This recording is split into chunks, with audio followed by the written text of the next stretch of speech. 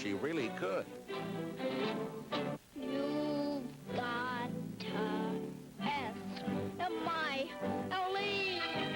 Shirley Temple not only sang and danced, but she did takeoffs on some of the great entertainers of the time. In this scene from Stowaway, she impersonates Al Jolson. Life is divine at 8:45. And Eddie Cantor. L-E. Sarcus with Ida. Man me. And this is her version of Ginger Rogers and Fred Astaire. No other Hollywood star could match her impact. For a solid 5 years, she was #1 at the box office. And at a time when the likes of Clark Gable, Gary Cooper, and Joan Crawford were at their peak, Shirley topped them all. Pretty.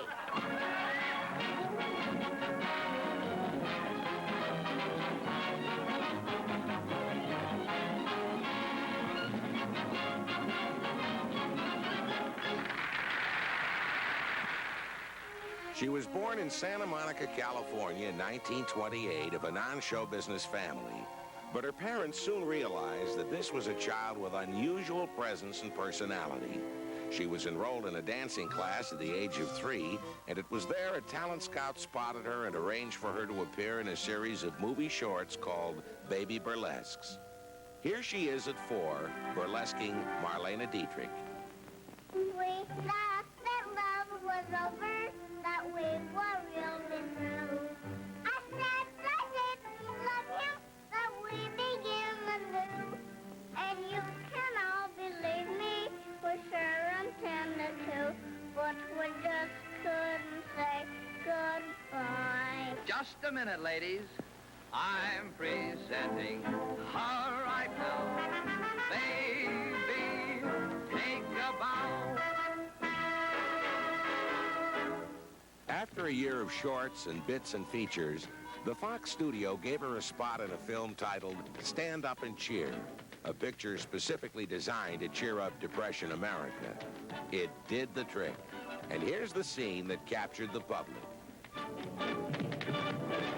From this point onwards, it was stardom for little Shirley Temple and a long-term contract at the grand old age of 6. Within a few years, she would be earning $300,000 per film, money that was wisely invested by her family. On the good ship, lollipop, it's a sweet trip to a candy shop. Shirley's identity was quickly established. This particular song would become her anthem. Lemonade stands everywhere, cracker jack bands fill the air, and there you are, happy landing on a chocolate bar. Animal crackers in my soup, monkeys and rabbits loop-the-loop. She was instantly the ideal child. Mothers by the millions tried to reshape their own daughters to fit this image. I see lions and tigers watching me.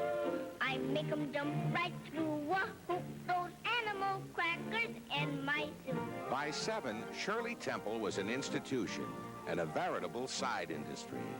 There were Shirley Temple dolls by the millions, and toiletries, luggage, notions, cutout models, and footwear, and fashions, and perambulators. Records and sheet music of her movie songs sold by the ton. And wherever she went and whatever she did, the newsreel cameras were there to help build the image of the little girl whose talents and charm had become an antidote for the cares and troubles of the public. It's unlikely there will ever be another child who will rise to such magnitude and do it with such apparent ease. She enjoyed stardom as if it were a game.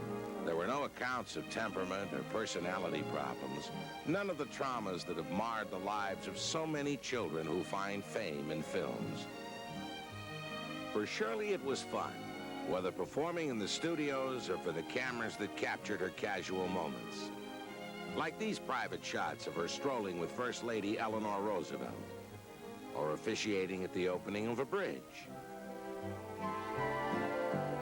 or ceremonies at the Fox Studios.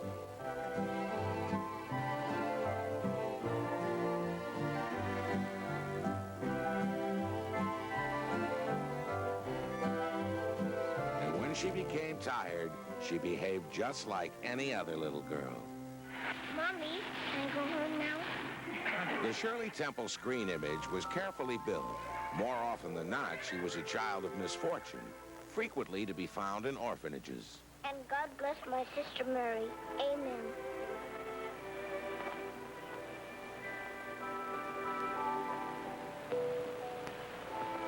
Please take very good care of my duck and my pony. Please see that they don't catch pneumonia. Hollywood's most adored child invariably lacked a parent or two, which made everybody want her.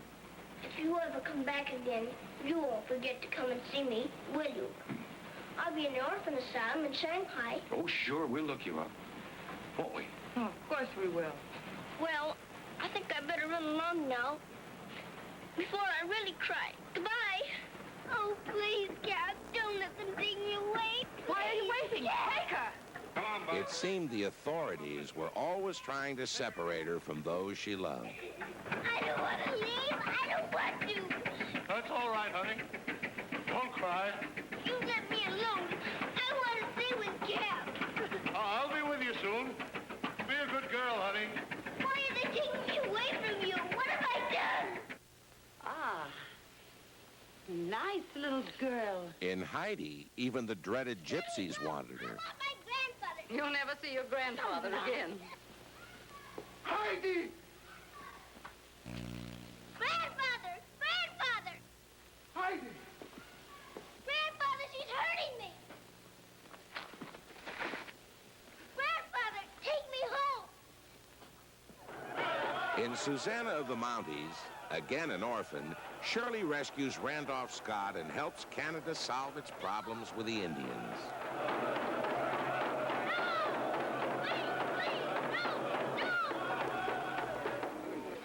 No, let me go. Let me go. Mr. Piggy, go, please. Don't let them hurt Mr. Monty. No, listen to White Devil, child. You have to listen to me, please. Don't touch Golden Hawk. She my friend. I'm your friend too, Mr. Piggyco. And so are the Redcoats. Not true. No, listen. Devil child have forked tongue. But, Your Honor, I object. Who are you, young man? Why, I'm engaged to the plaintiff. Engaged? To a married woman? This court recognizes no such engagement. In those instances where Shirley actually had screen parents, they usually needed to be brought back together. Guess who did it? There's utterly no ground for disturbing the marital status of the contestants. And it's most irregular, Your Honor. The child plainly doesn't know what she is saying. The allegations of the complaint, insofar as it refers to, Matrimony. oh yes, insofar as it refers to macaroni, Macaroni? There. See, Your Honor? The child has obviously been coached. I was not. I just forgot what the judge told me to say. Is counsel intimating that the witness is lying? Counsel charges just that. Have you any witnesses to disprove her testimony? Why, Do you wish to testify that this child was lying? no, of course not. Then you admit that you love Mrs. Randall. She knows I do. And you, Mrs. Randall, do you wish to attack this child's veracity? Why, no, certainly not. Divorce denied.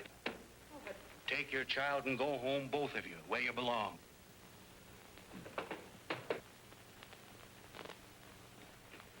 Well, we did it, didn't we? You bet we did. In a moment, Shirley grows up before your very eyes.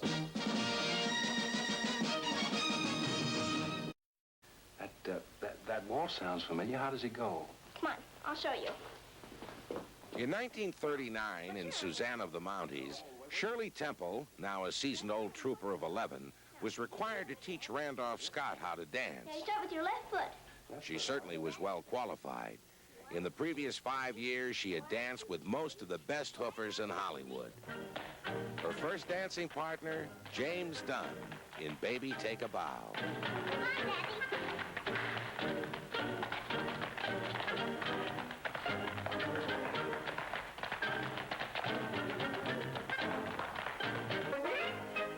In Captain January, her agile partner is a young fella named Buddy Epson.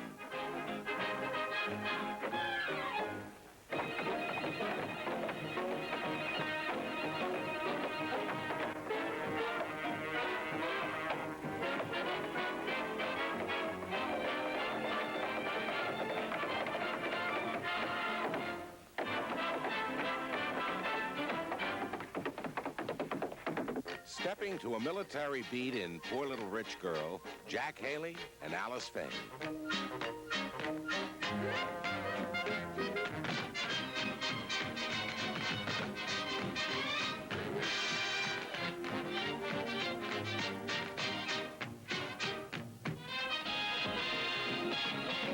Shirley made several pictures with this fabulous gent, Bill Robinson, the great Bojangles.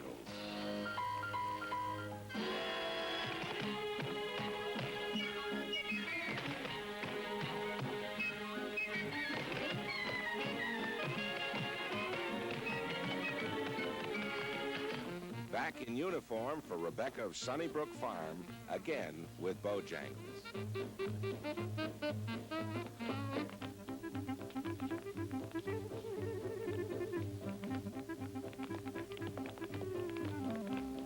In Little Miss Broadway, Shirley partners the stylish George Murphy. Like Shirley, he too would eventually find another career in politics.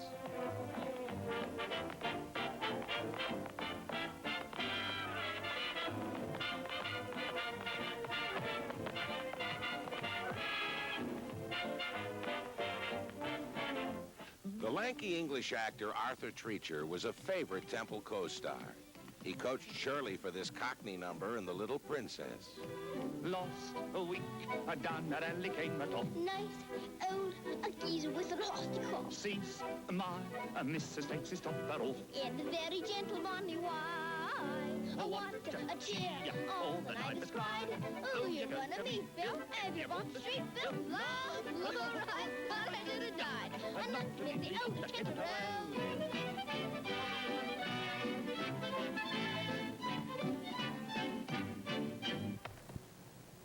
If I could say in a word or two how much it means to be loved by you,